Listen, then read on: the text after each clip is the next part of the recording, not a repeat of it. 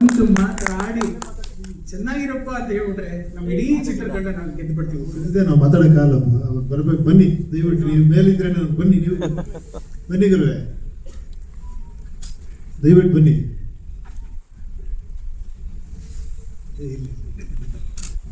Please please.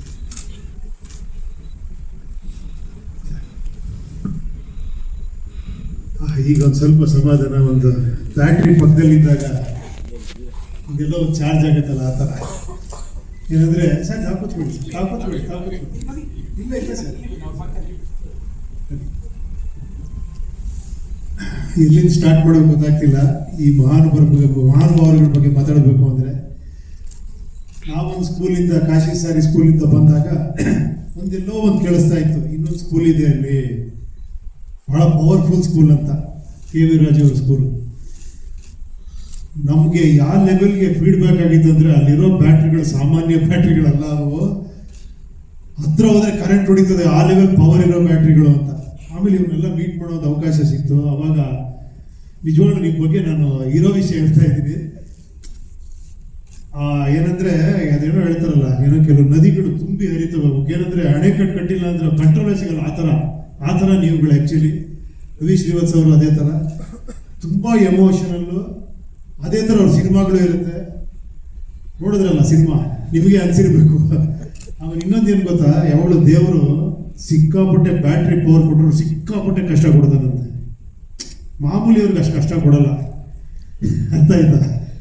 ಆಮೇಲೆ ನೋಡಿ, ಅಷ್ಟು ಕಷ್ಟಪಟ್ಟು ಸಿನಿಮಾ ಮಾಡೋದು ಕಣ್ಣಿಗೆ ಕಾಣಿಸ್ತಾ ಇದೆ. ಯಾಕಂದರೆ ಆ ಒಂದೊಂದು ಮೇಕಪ್ ಇರ್ಬೋದು, ಆರ್ಟಿಸ್ಟ್ಗಳು ಮಾಡಿರೋ ಒಂದು ಪರ್ಫಾರ್ಮೆನ್ಸ್ ಇರ್ಬೋದು, ಶಾರ್ಟ್ಸ್ ಇರ್ಬೋದು, ತುಂಬ ಅದ್ಭುತವಾಗಿ ಕಾಣಿಸ್ತಾ ಇದೆ.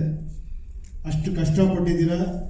ಮಾಸ್ಟ್ರು ಕಷ್ಟಪಟ್ಟರು, ನನಗೆ 18 ಜ್ಯೂಸ್ ಕೊಟ್ಟಿರ ಮೇಲೆ ಅವ್ರು ಕಷ್ಟಪಟ್ಟಿದ್ರು ಅನ್ಸಲ್ಲ, ಕಷ್ಟ ಕೊಟ್ಟಿರ್ತಾರೆ ಅವರು ಅಲ್ಲ, ಆದರೂ ಅವ್ರು ಕಷ್ಟಪಡ್ತಾರೆ, ಅವ್ರು ಇಷ್ಟಪಟ್ಟು ಮಾಡ್ತಾರೆ, ಅದು ಖುಷಿ. ಸೊ ಎಲ್ಲ ಕಲಾವಿದರು ತುಂಬ ಅದ್ಭುತವಾಗಿ ಮಾಡಿದ್ದೀರಾ. ಓಪೋ ಸೆನ್ಸಾರ್ ಆಗಿತ್ತು. ನನ್ನ ಫಸ್ಟ್ ಸಿನಿಮಾ ಹೇಗೂ ಕೂಡ ಆಫೀಸರ್ ಬಂದು ನೋಡ್ಬಿಟ್ಟು, this film is unfit for release ಅಂತ ಹೋಗಿದ್ರು. ಕಟಿಂಗ್ ಹೇಳೋದು ಬಿಡಿ, ಈ ಫಿಲಮ್ ರಿಲೀಸೇ ಮಾಡಬಾರ್ದು ಅಂತ.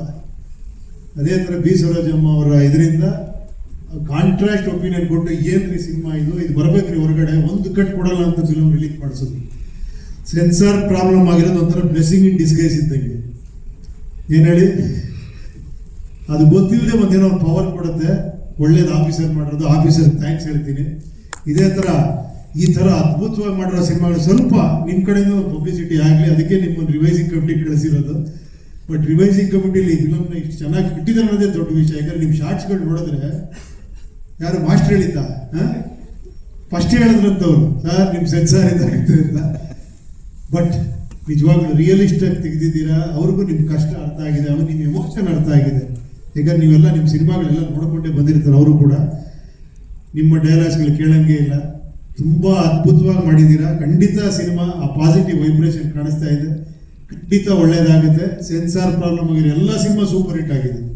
ಸೊ ರಿವೈಸಿಂಗ್ ಕಮಿಟಿಗೆ ಹೋಗೋದ್ರಿಂದ 100% ಸೂಪರ್ ಹಿಟ್ ಆಗುತ್ತೆ, ಕಾಣಿಸ್ತಾ ಇದೆ. ಇದು ತುಂಬ ಅದ್ಭುತವಾದಂಥ ಒಂದು ಪ್ರಯತ್ನ.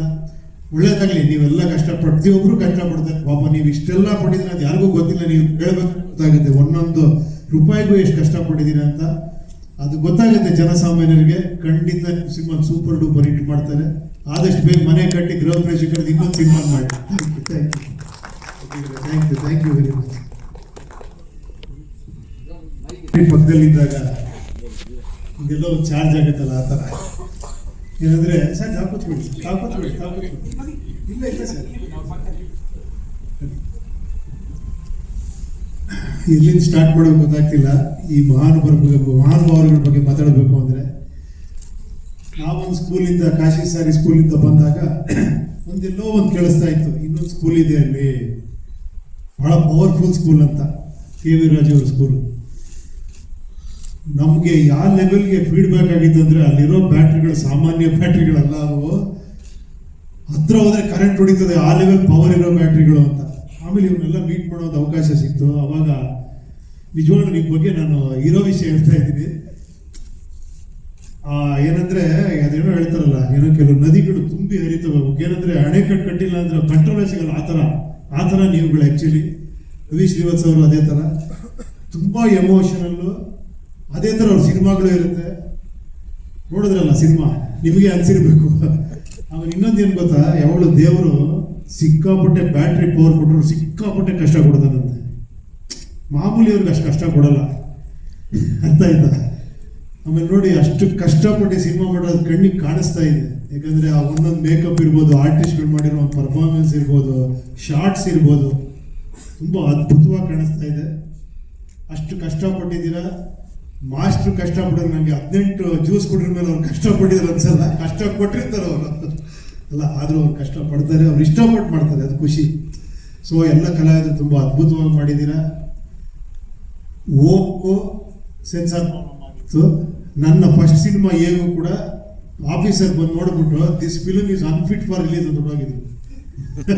ಕಟಿಂಗ್ ಹೇಳೋದು ಬಿಡಿ, ಈ ಫಿಲಮ್ ರಿಲೀಸೇ ಮಾಡಬಾರ್ದು ಅಂತ.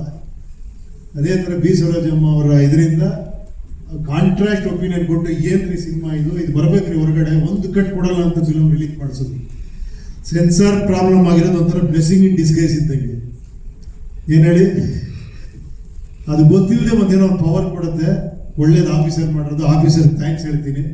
ಇದೇ ಥರ ಈ ಥರ ಅದ್ಭುತವಾಗಿ ಮಾಡಿರೋ ಸಿನಿಮಾಗಳು ಸ್ವಲ್ಪ ನಿಮ್ಮ ಕಡೆಯಿಂದ ಒಂದು ಪಬ್ಲಿಸಿಟಿ ಆಗಲಿ, ಅದಕ್ಕೆ ನಿಮ್ಮೊಂದು ರಿವೈಸಿಂಗ್ ಕಮಿಟಿಗೆ ಕಳಿಸಿರೋದು. ಬಟ್ ರಿವೈಸಿಂಗ್ ಕಮಿಟಿಲಿ ಈ ಫಿಲಮ್ನ ಇಷ್ಟು ಚೆನ್ನಾಗಿ ಬಿಟ್ಟಿದ್ದಾರೆ ಅನ್ನೋದೇ ದೊಡ್ಡ ವಿಷಯ. ಯಾಕಂದ್ರೆ ನಿಮ್ಮ ಶಾರ್ಟ್ಸ್ಗಳು ನೋಡಿದ್ರೆ, ಯಾರು ಮಾಸ್ಟರ್ ಹೇಳಿದ್ದ, ಫಸ್ಟ್ ಹೇಳಿದ್ರಂತವ್ರು, ಸರ್ ನಿಮ್ಮ ಸೆನ್ಸಾರ್ ಇದಾಗುತ್ತೆ ಅಂತ. ಬಟ್ ನಿಜವಾಗ್ಲೂ ರಿಯಲಿಸ್ಟ್ ಆಗಿ ತೆಗೆದಿದ್ದೀರಾ. ಅವ್ರಿಗೂ ನಿಮ್ಮ ಕಷ್ಟ ಅರ್ಥ ಆಗಿದೆ, ಅವ್ರು ನಿಮ್ಮ ಎಮೋಷನ್ ಅರ್ಥ ಆಗಿದೆ.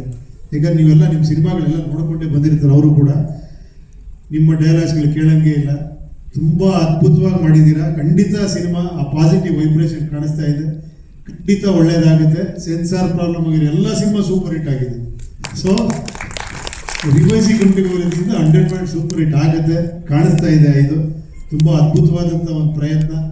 ಒಳ್ಳೇದಾಗಲಿ. ನೀವೆಲ್ಲ ಪ್ರತಿಯೊಬ್ಬರು ಕಷ್ಟಪಡ್ತಾರೆ. ಪಾಪ ನೀವು ಇಷ್ಟೆಲ್ಲ ಪಟ್ಟಿದ್ರೆ ಅದು ಯಾರಿಗೂ ಗೊತ್ತಿಲ್ಲ, ನೀವು ಕೇಳಬೇಕು ಗೊತ್ತಾಗುತ್ತೆ. ಒಂದೊಂದು ರೂಪಾಯಿಗೂ ಎಷ್ಟು ಕಷ್ಟಪಟ್ಟಿದ್ದೀರಾ ಅಂತ ಅದು ಗೊತ್ತಾಗುತ್ತೆ ಜನಸಾಮಾನ್ಯರಿಗೆ. ಖಂಡಿತ ಸಿನಿಮಾ ಸೂಪರ್ ಡೂಪರ್ ಹಿಟ್ ಮಾಡ್ತಾರೆ.